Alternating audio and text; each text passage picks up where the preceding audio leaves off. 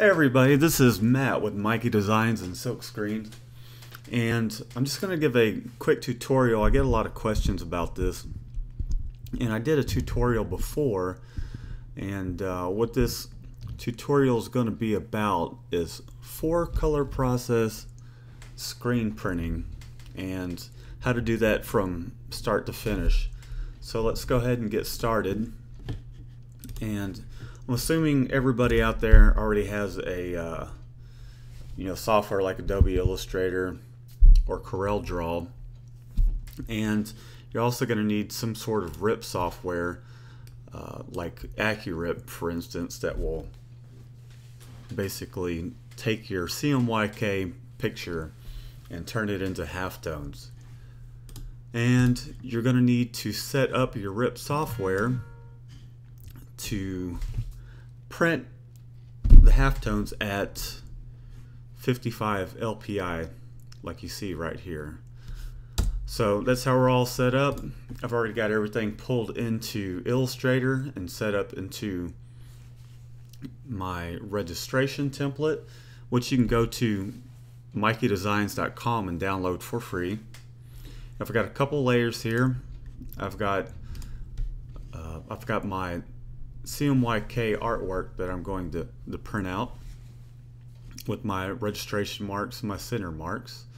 And for this job, it's going on a white t-shirt, but what I'm going to do is also print a white underbase underneath it, because when you do CMYK printing, process printing on to white t-shirts, the reason I'm doing the underbase is just to kind of fill the knit in, so that way when you hold the shirt up, you're not seeing through the shirt, making it look kind of see-through. Essentially, you know how shirts, you can see through them. So this will kind of give me a nice base to print on top of, and it will be nice and vibrant.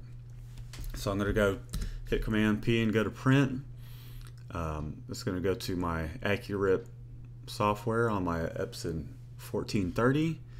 I'm going to click output here, and you always want it set up as separations, emulsion up, and positive. So we're going to print the let me turn the underbase layer off. We're going to print the 4-color process first. So I'm going to go ahead and hit print, and that's the first step. And this will be a multiple part tutorial. So I'm going to cut away here and go to the printer, printing out some film. Alright, be right back. So the Epson 1430 is doing its thing, and got some of the film that's already came out. You can see here, I got our little halftone dots at 55 LPI. Got a couple more pieces of film to finish printing out, and then I'll take you guys inside the shop and we'll go to the exposure unit. Okay? See you in a minute.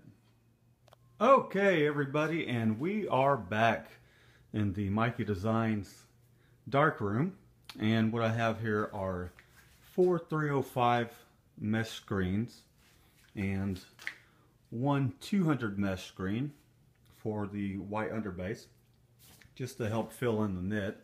I don't want to put down too much ink. I'm just going to hit that once. And then here's the film over on the light table, and we've got the film for the white underbase and for cyan, magenta, and yellow, and black. And if you take a close-up look at this film, you'll see that the dots are very fine, which is why we're going to use a 305 mesh. If I get this focused in, there we go. Which is why you need a 305 mesh. And the inks used in process printing are transparent inks, and so once they lay on top of one another, they you'll get just about any color imaginable using those the cyan, magenta, yellow, and black.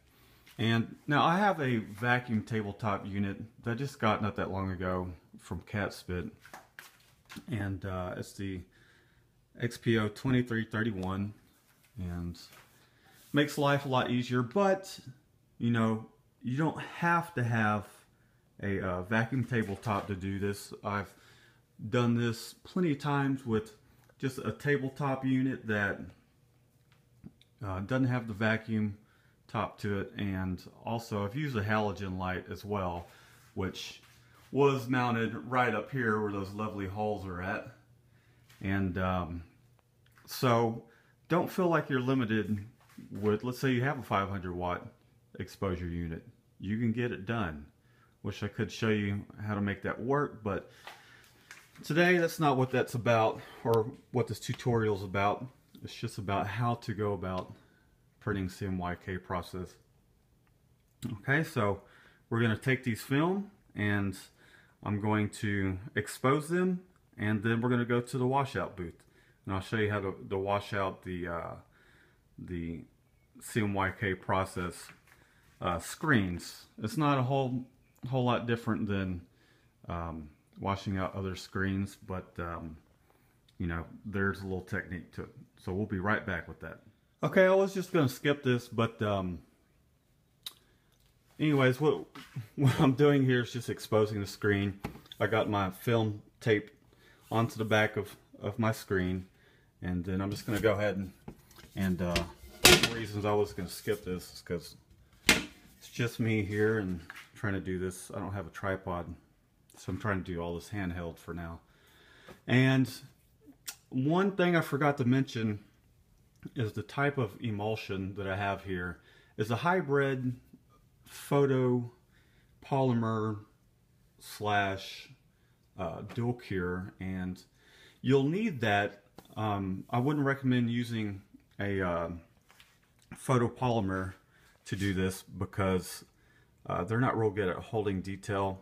You can probably get away with it, but you'll have better luck using a either a dual cure or a hybrid photopolymer slash dual cure emulsion. So I've got it taped on there. We're gonna go ahead and lock this bad boy down, and it only takes 45 seconds to expose this particular emulsion.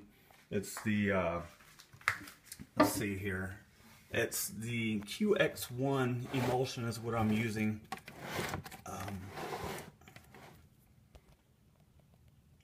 It's the QX1 emulsion by Ulano.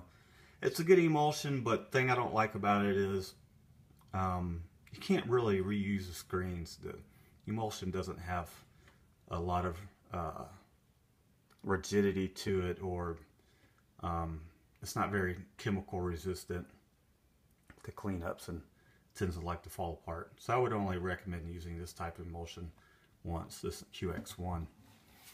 And so anyways, we're going to go ahead and expose the screen, and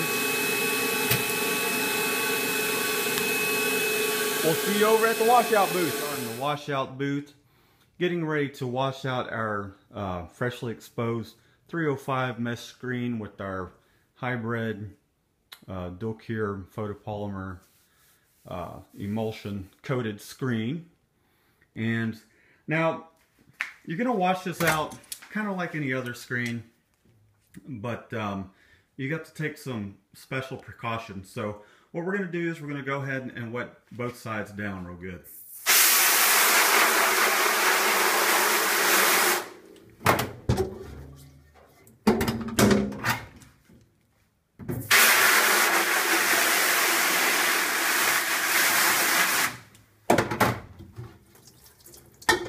I'm going to spray the print side again. And now what we're going to do is we're going to let that set up for about 30 seconds to a minute. With these 305 mesh screens, they really don't hold a lot of emulsion, which is one of the key things to them holding the great detail that they do. And so once the emulsion starts to soak up the water, it generally starts to fall out. And you have to be real careful though with washing out a 305 mesh screen with a lot of detail.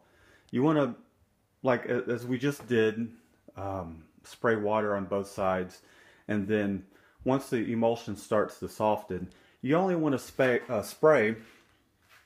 on the print side or the garment side only, because if you start washing out from the back side or attempt to wash out from the back side, you're going to lose your detail, your fine little halftones. They will just rinse out. So just remember to rinse only on the garment side or print side. Excuse me, the garment side. And so here we go. We're going to wash it out. I'm just going to give it a light spray with your regular garden hose pressure. And so here we go.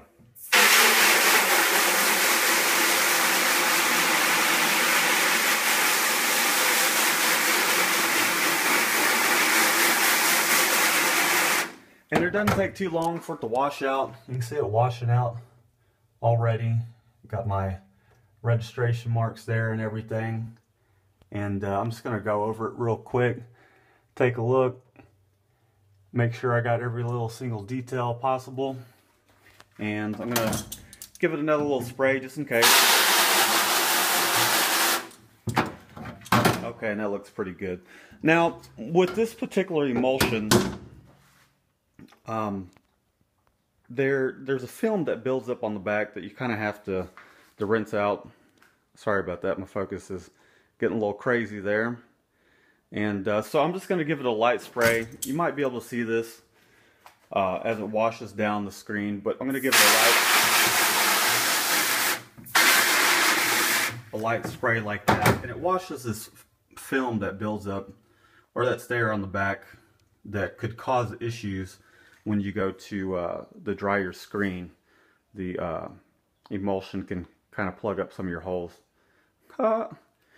But so anyways, we got that rinsed out, and what I like to use is some good old newsprint from Houston's very finest, the green sheet, and it's just like,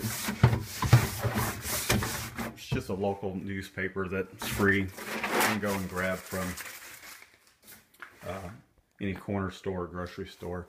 And so now we've dried that, and you're only going to want to dry the inside, because if you try doing the garment side like that, you could pull up some of your dots. So we're going to go ahead and set this aside, and I'm going to do the other two screens, and we shall be right back.